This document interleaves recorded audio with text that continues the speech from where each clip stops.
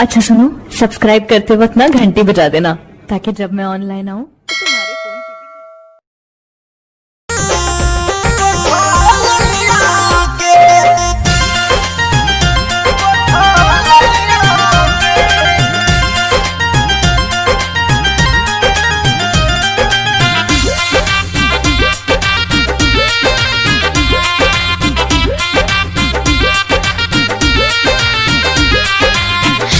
रहे बरिस के दहिया भइल जवान हो कलई राजा पहले तू ही नेवान हो तो रहे बरिस के दहिया भइल जवान हो कलई राजा पहले तू ही नेवान हो टेस्ट कर चुमा गोरे गलिया के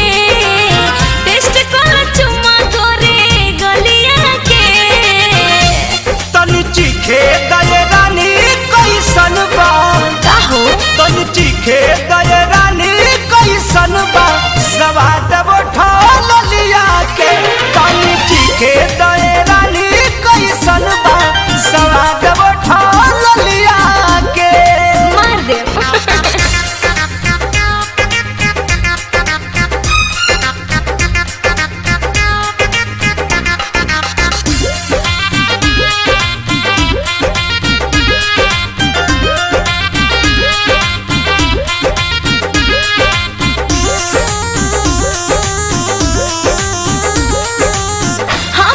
पकर जानी तनिको तू शक हो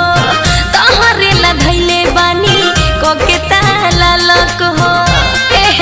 काहे लेखा बुझा कोके ताला लक हो देखे में जवानी पर फेंक लगे तोहार हमारे ही नाम के तो मारल बड़ुए मोहर बुझ तो सारा कना बलिया के बुझ तो सारा कना बलिया के हे राजा तनी चीखे द करे जा कैसन बा तनी चीखे द करे जा कैसन बा सवाद उठा लिया के तनी चीखे द ये जान कैसन बा सवाद उठा लिया के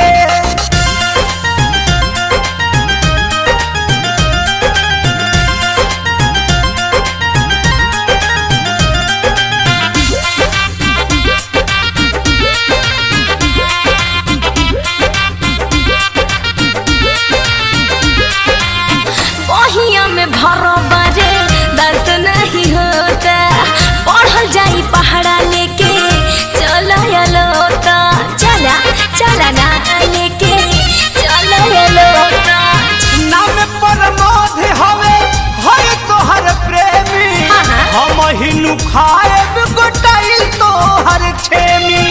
का कर जाहिद सनी छलिया के का कर राजीव जाहिद छलिया के कितनी चीखे दये सोना कैसन बा माइले तनी चीखे दये सोना कैसन बा सवाद उठा लिया के तनी चीखे द करे जा कैसन बा सवाद उठा लिया के तो रहे बरिस के दहिया भइले जवान हो कलई राजा पहले तू ही नेवान हो टेस्ट कर चुमा गोरे गलिया के टेस्ट कर चुमा गोरे गलिया के तनी चीखे दये रानी कैसन बा काहो तनी चीखे दये रानी कैसन बा सवाद उठा लिया के तनी चीखे दये रानी कैसन बा सवाद उठा लिया के बाद में अरे पूरा इंडिया हिली बाबू, खाली तू देखत जा।